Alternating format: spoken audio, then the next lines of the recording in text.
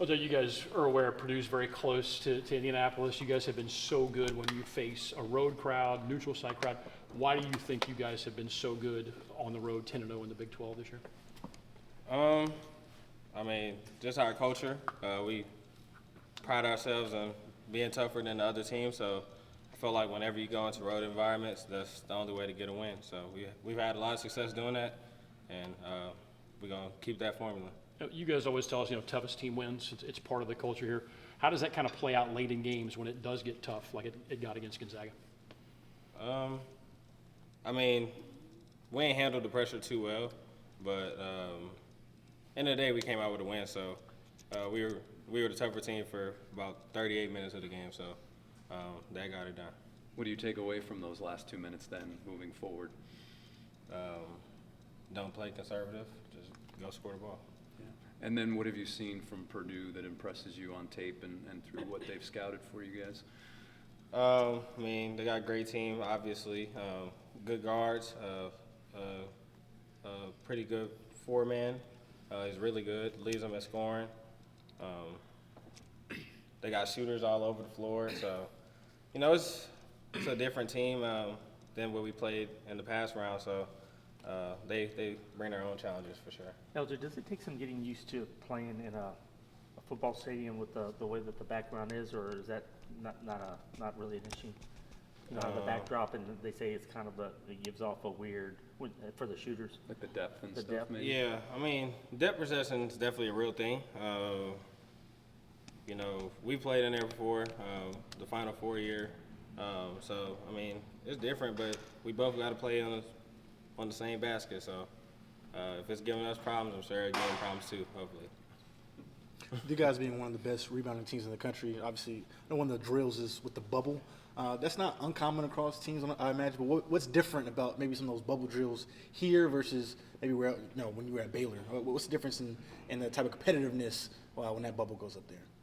It's definitely different. We didn't do a bubble drill at Baylor. We did something similar, but we had a thing where it kind of shrunk the rim to where the ball could go in, but it was highly unlikely for it to go in. But here with the bubble, it can't go in at all. So I feel like here, every time the ball go up, it's going to be a rebound. So you got to block out. While in the past, I felt like sometimes you might get a break because guys will make the shot and stuff like that. So it's just having to attack the basket, the rebound every single time. So how would you describe like when the bubble comes out, with Kelvin, how would you describe those battles with your teammates when you guys are competing for those rebounds? It's ridiculous, honestly. It's no fouls, so I mean it definitely builds toughness. We got guys bleeding, shirts ripped, jerseys ripped. So it just teaches you how to compete. At the end of the day, people live by the words "by any means necessary." Mm-hmm. I feel like that's what you gotta live by when it comes to that drill. Is that more of an early season thing? You guys? Yeah, exactly, right.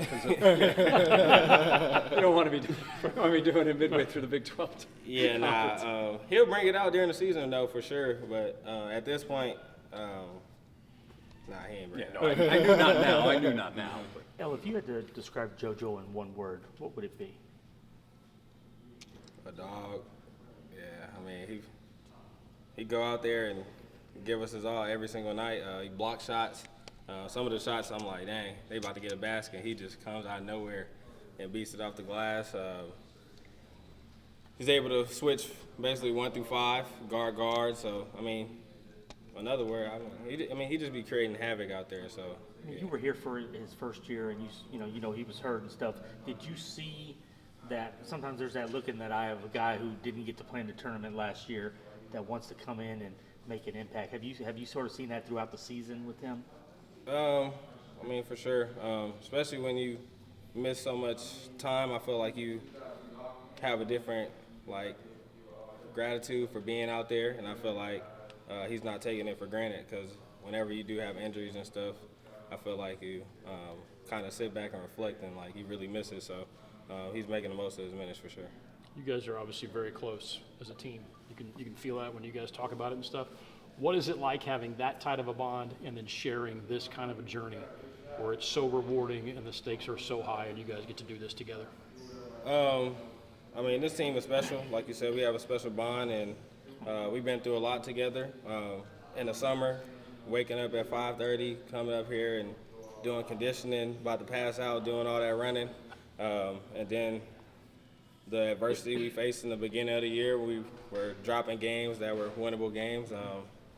You know, we had to stick together through all that. So having success going forward makes it so much better because of all the stuff we've been through. LJ, what are your thoughts about how Milos has done through the first 2 games in this NCAA tournament? I mean, I feel like he's taking in the moment. He's not out there playing timid.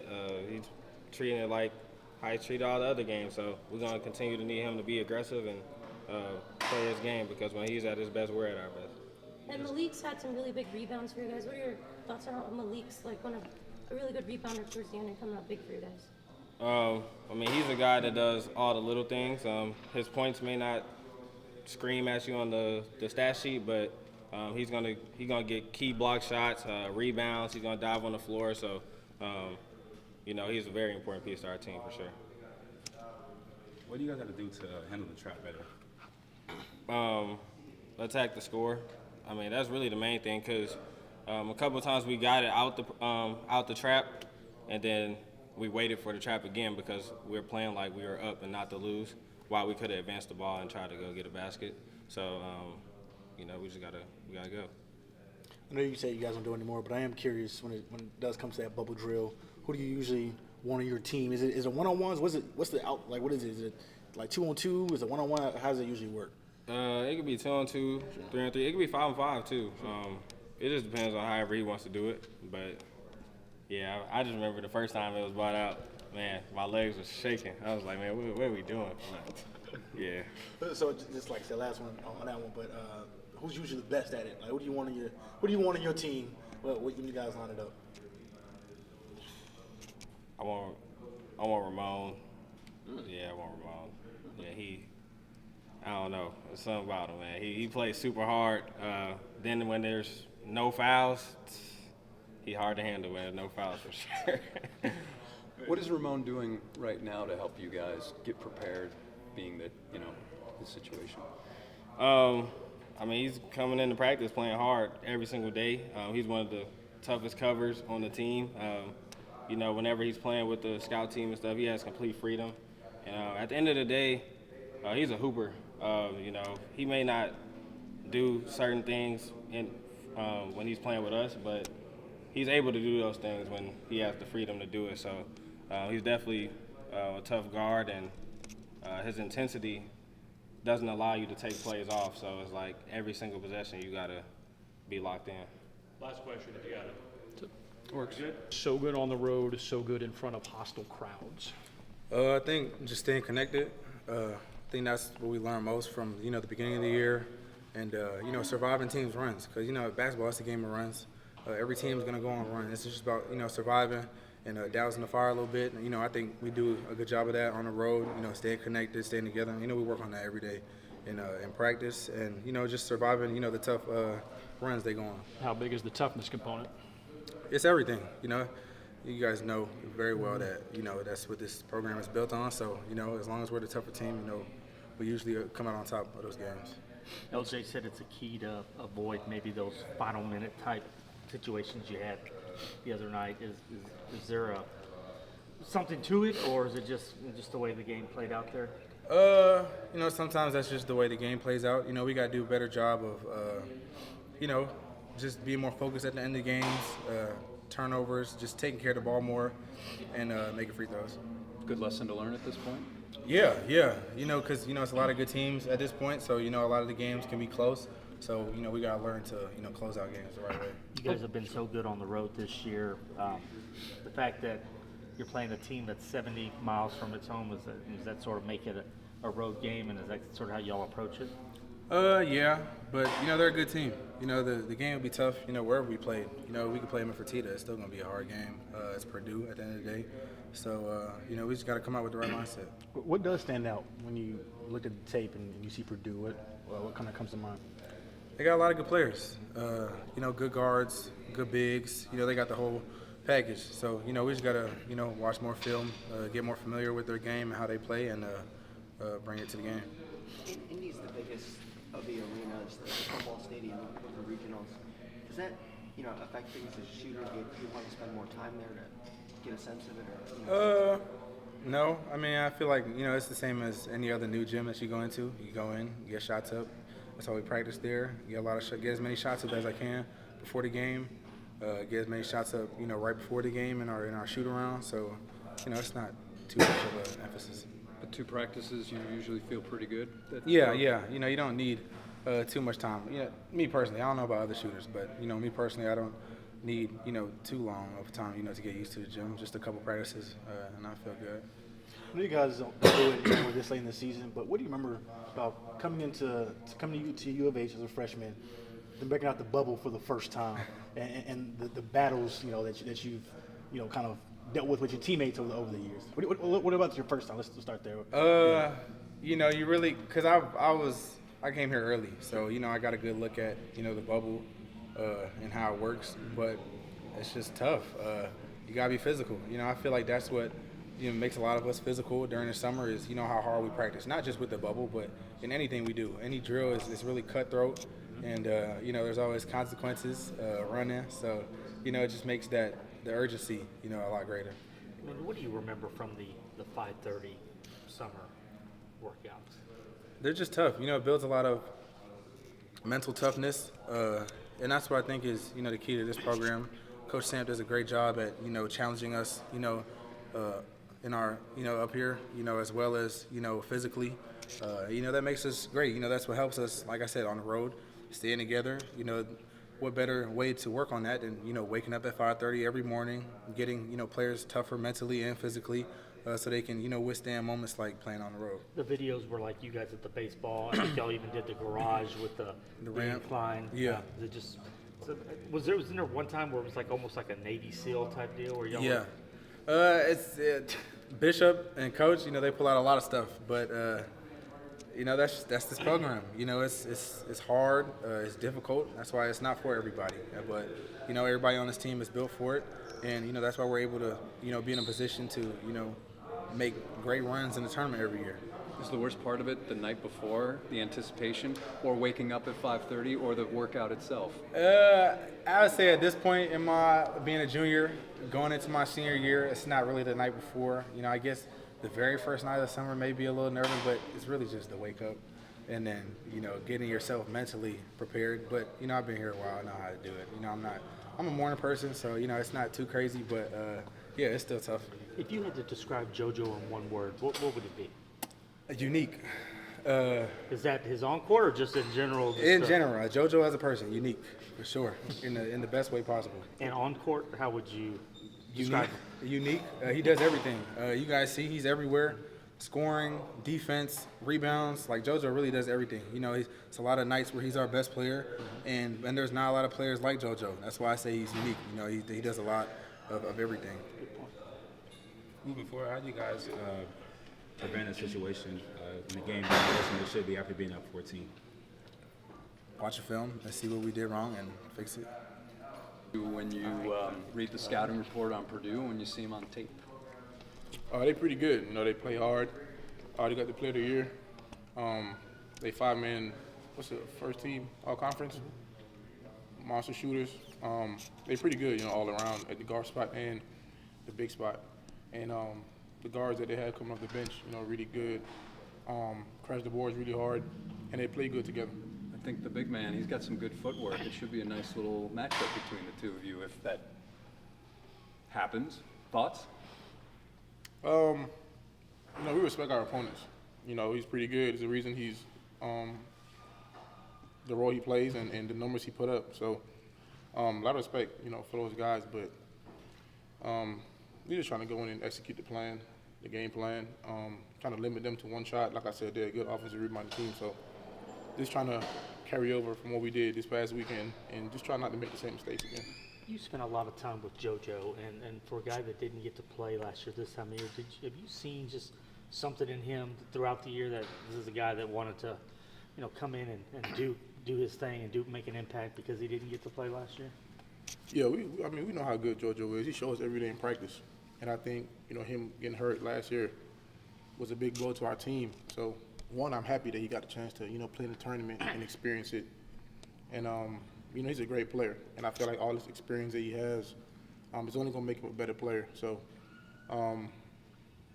JoJo's always active, whether it's blocks, rebounds, deflections, anything. He's down to the core for our team, too. So, we give JoJo a lot of confidence, and he gives us confidence to go out there and be great. I asked different players to describe him in one word. LJ said dog.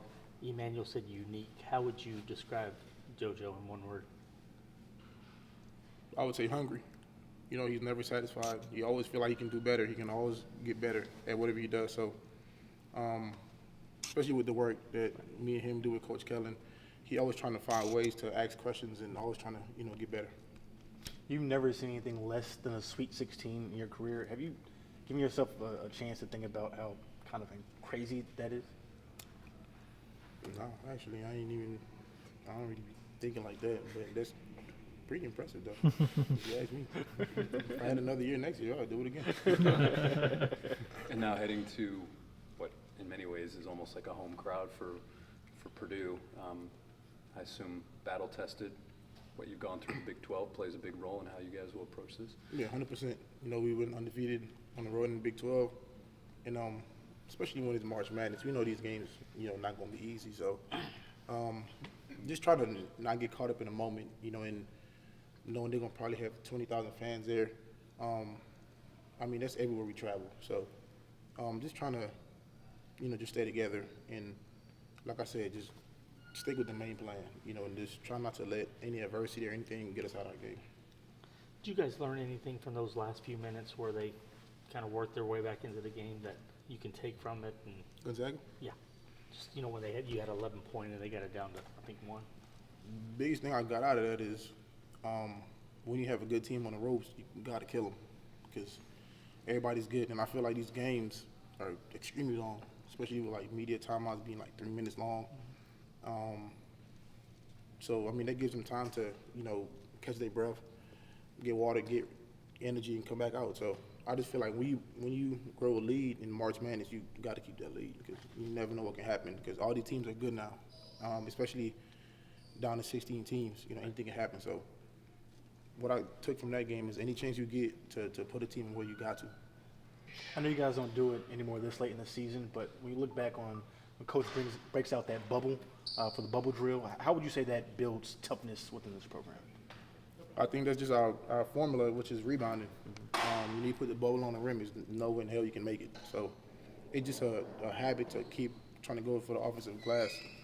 And, we're not going into games, we're not a first shot team. We didn't know LJ was going to have 30, but he did. In some games, he not clicking. So we got to find different ways to get other second chance points, other possessions. And I'm just trying to keep the ball alive. So that bubble definitely do help us, though. And I just feel like it's a habit now, offensive rebounding-wise.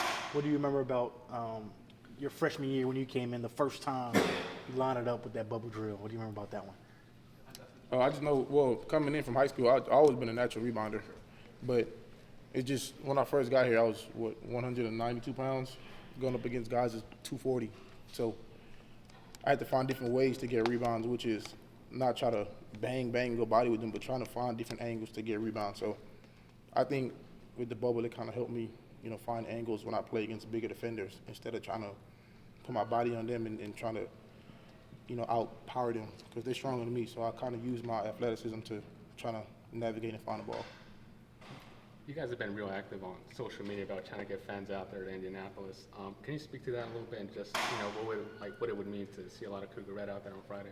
The fans are great, especially when we played in Fertitta. I feel like our support system is awesome. So just going out there and seeing, Cougar Red, it just shows how much support and how much love and want, that they want us to win. So just seeing, even if it's a small portion, it's always a group of people that want to see us do great. So, if you can make it, you can. If you can't, we know you're supporting from the outside looking in. So everything is, appreciated. One of those top-tier point guards. What do you take away from this upcoming matchup and looking at the film of him? Oh, Braden, yeah, Braden's good. Shoot, he's Big Ten Player of the Year. He's in the category, it's a stat line with just him and Magic.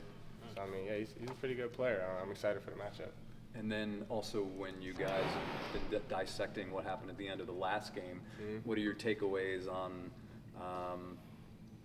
making sure that doesn't happen again in the future? Yeah, I mean, yeah, for sure. I got to do a better job of taking care of the ball at the end of the games, knowing they're gonna try to impress us and speed us up. So we for sure worked on that.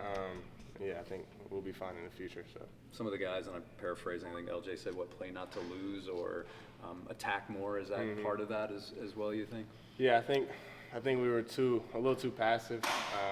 We seen the clock. We were just trying to take good shots instead of just being aggressive. So yeah, just knowing time to score was important to us, and I think we were just being a little too passive with a lot of time on the clock still. When that does happen, like being in that situation, can you feel it, like the momentum? Like, is it a sense that you can kind of feel it's like a snowball effect? You get that sense? Nah, for sure, yeah. I mean, momentum in the tournament, you get momentum, it's hard to get it back. They went through that little 1-3-1 press. Yeah, that for sure made a difference. I feel like a little bit more time left. If it would have went in overtime, we'd have won in overtime. But I don't know, man. You could definitely feel the pressure and the momentum in the game shift a little bit. Milos, you talked about when you got here some of the things that you had to get accustomed to, but the 5:30 a.m.s, what were those like? The off-season workouts. Yeah, that was every day. Shoot, or 4 times a week. I mean, we had a routine. Every Monday we had a different type of condition every day. I think it builds toughness, it builds character, and yeah, I think it was good for us. I think on the road it shows too. Emanuel said he's a morning person, so naturally he was okay. But are you in that boat, or are you like, I mean, if I got to get up, I'm going to get up. But I'm not trying to wake up at no 5 a.m. I was curious with him, was it the workout itself, getting up for the workout, or the night before, the anticipation of the workout, which was the worst part? Probably the knowing you got Versa climbers that Thursday morning, that was probably the worst. That was the worst sleep right there, that Wednesday night. To that point, what do you remember about the first time you guys lined it up when I broke out the bubble drill? And I was talking to LJ, he was talking about how it builds toughness. What do you remember about your first time doing it here?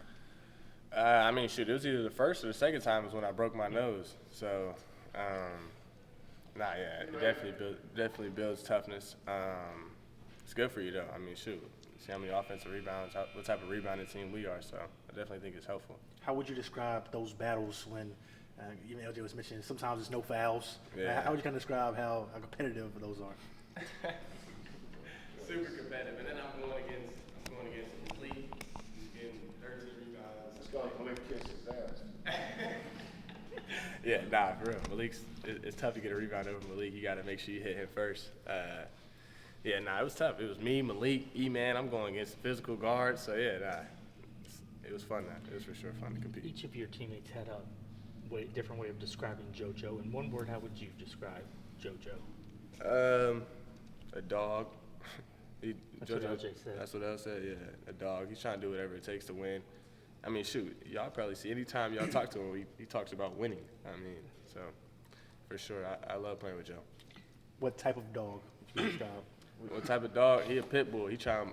Sometimes you gotta calm him down a little bit. He be trying to hit first too much, but I love it though. I love it. Is that what happened on that flagrant foul? Yeah, I don't even know what happened, honestly. I don't even know. One of your ex-teammates is also in the region, Owen. Is it OT? Owe? Otega? Yeah, Owen, Yeah. You, I know you probably can't communicate very much, but is that sort of a... No, that's my dog. Yeah, that's my dog. That was my roommate when we were at Oklahoma, so I'm excited for him. I hope they keep going as well. Thoughts on going to Indianapolis where, Purdue is, and facing that crowd. Obviously, you guys are very well prepared, having undefeated in the Big 12 season, but I assume that has been mentioned as part of the pregame scouting and all that? Yeah, I mean, shoot. I mean, we're going to go play on a 94 feet court. Whoever is Purdue. Purdue's a really good team, so I mean, we're not really too worried about where it's at. We're just going to go out there and compete. Does the backdrop of a big NFL stadium, like the depth perception, take some getting used to? Yeah, I've never played in a. I don't think I've ever played in an NFL stadium. It's an NFL. Yeah. So I mean, I'm excited.